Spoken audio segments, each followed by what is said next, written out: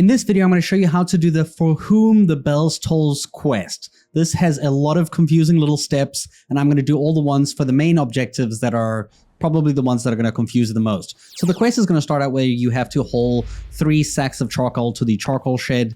This is a bit tedious. It's going to just make you carry the 3 sacks up until here. I'm not going to show this over and over and over again. You just lead it to the shed over here and you drop this and you repeat this 3 times. After the 3rd time, you're then going to go ahead and speak with the blacksmith along the same road over here, who is going to give you a job where you need to go make a horseshoe. Just a single horseshoe. You'll tell him you'll help him and that you are a blacksmith and you have this knowledge and you can do this. And you're just going to quite simply lead to the blacksmith station, which is going to be right over here where the F is located. So you turn around, you're going to go through this main door and you're just going to go ahead and interact with the chest behind the anvil over here. In this corner, you'll find the chest that has the ingredients to make the horseshoe. And then you're going to interact with the anvil and you're going to go to other farmers' horseshoes and you're going to do the whole blacksmithing mini game in order to make the horseshoe, just as you have done so probably in the beginning of the game, right? Right, guys? You did that, right? So then you're going to return to the blacksmith, tell him you've got the horseshoe. He's going to tell you to deliver it to another NPC who is just going to be further down the road. So head this way over here, down the road, speak immediately with this NPC in front here. You're going to give him the horseshoe, and then you'll be asking him if he has any tools. And by tools, you're assuming lockpicks, because you need lockpicks in order to further advance this quest line. So tell him you're on it, and there's 2 ways you can get this rosary. It's a blue rosary, kind of looking like a necklace little thing, right? It's going to be from an NPC who you can either play dice against, but you first need 20 groschen to play dice against him because he won't play you without a wager.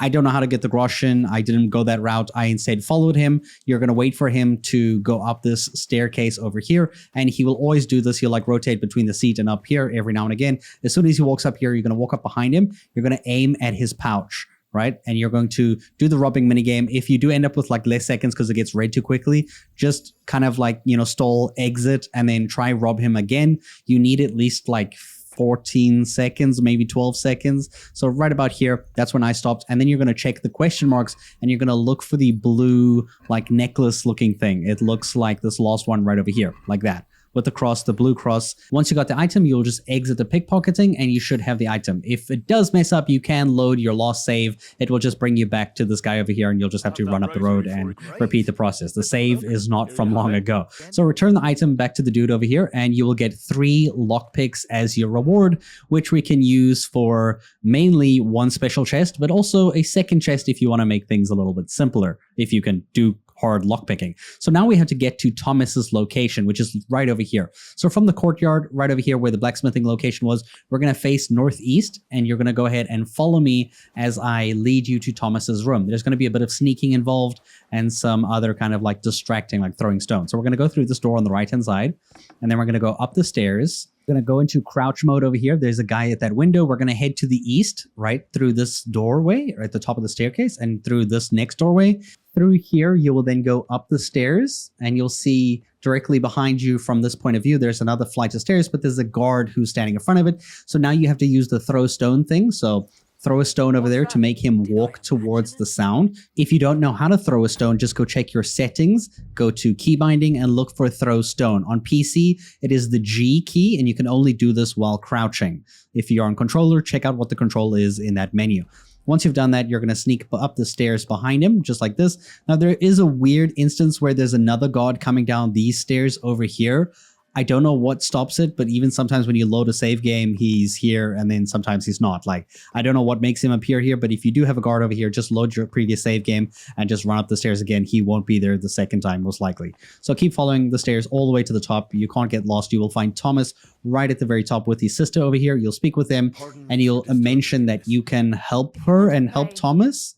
And, get some physician stuff. Like you're basically going to go make some potions or find some potions to heal him. The game will leave another save checkpoint over here. So if you run into that guard on the staircase again, just load your save game and run down. I don't know why I had it this time. Like he wasn't there the first time. And now I can just run down freely in my save game here, and he's gone. So we're just going to continue down here. I'm going to show you the exact way that we came up. It's a little bit sped up. So just follow this route. You're going to throw the stone to make him move again, and just follow the exact pathway that you took to get up here. So down all the stairs. In this room, you're going to go across here into this like fireplace room, down the stairs into this next room, and then out the door over here into the main like area. I don't know what you call this, like the main courtyard, I guess. And then from this point at this courtyard over here, we're now going to head to our next location where we can find the medicine that we need to give Captain Thomas. So follow me from the courtyard over here. First things first, we have to take this door at the bottom because we need food. Now you can find food in various locations. This is just one location to find food. It just has to be like somewhat decent food, right? So we're going to go here on this little plate. You'll find mutton. Pick up the mutton, and then we're going to go ahead and exit the door again, this time going up the staircase immediately on our left, so up into this pathway. And in this room, you'll see there is a guard at the staircase on the opposite side of the building. You're going to speak to him. He's busy waiting for food. You're going to give him the food. You're going to say, hey, you're waiting for food, and you're going to select the food in your inventory, tell him that he can have it, and he will then move to the side and let you go up the stairs. So go into sneak mode and just go up the stairs just like this. This part's actually really easy. You just go up every single staircase that you can see immediately close to you. Just take all the stairs like this until you get to the very, very top where you have a door on the left and a door on the right. Go into the door on the right. You will find Catherine over here sneaking around in chests, doing some thievery stuff. Very interesting. Speak with her to get some interaction. Not going to really get into detail with that. We're just going to look at the bookshelf over here, or the shelf, I guess, with the physician's journal. You're going to go ahead and read this journal. So open your inventory, read the journal, and as you page through like one page, you'll get hold of the recipe for how to make a fever tonic.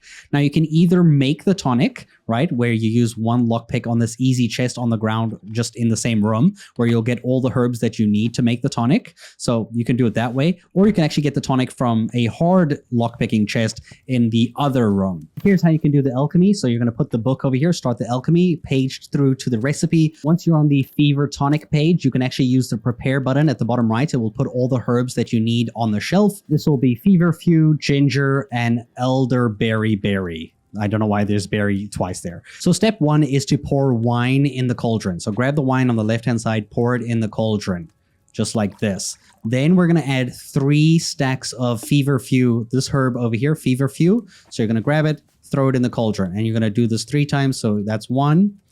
Here's a second one, throw it in the cauldron.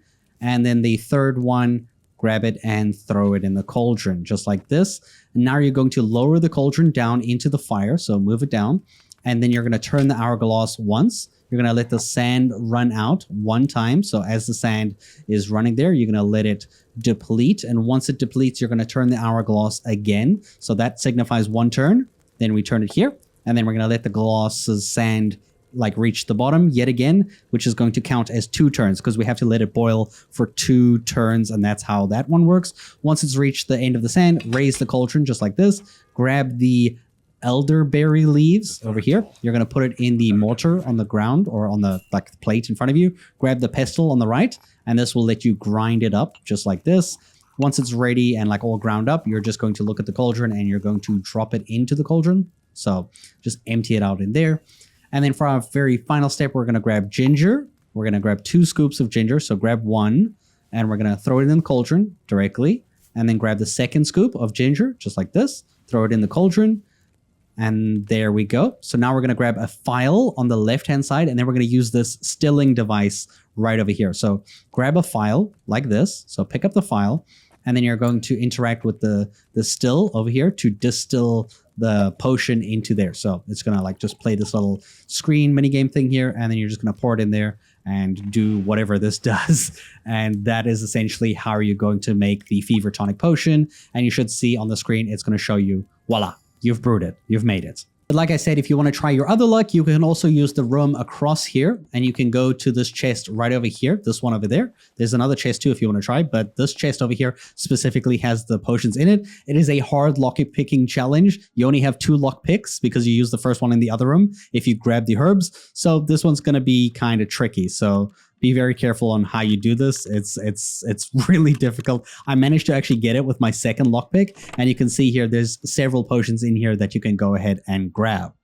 Now that you've got the Fever Tonic, we're just going to run back to where Thomas is located. I am speeding this up a bit in case you don't know how to get back down the right pathing. You can just slow it down on YouTube. Honestly, you should know how to get out of this building by now.